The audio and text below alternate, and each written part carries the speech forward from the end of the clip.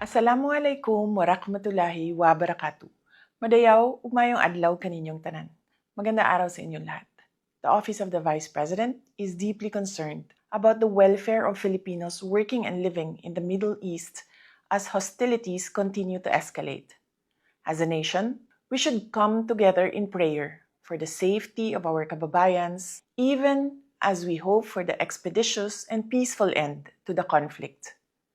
Sa ating mga kababayan sa Middle East, napakahalaga ng inyong kahandaan ngayon higit kailanman. Umiwas sa fake news, disinformation, at misinformation. Tiyaking nagmumula sa mapagkakatiwalaang media group ang mga impormasyon hinggil sa mga kasalukuyang pangyayari.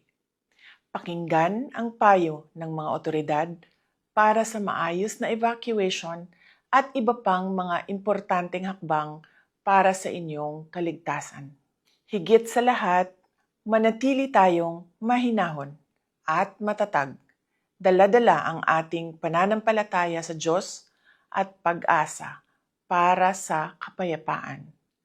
To all the governments involved in the conflict, we hope that you will always uphold the norms that safeguard humanity during these challenging times.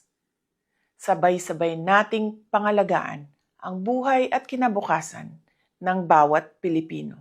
Syukran.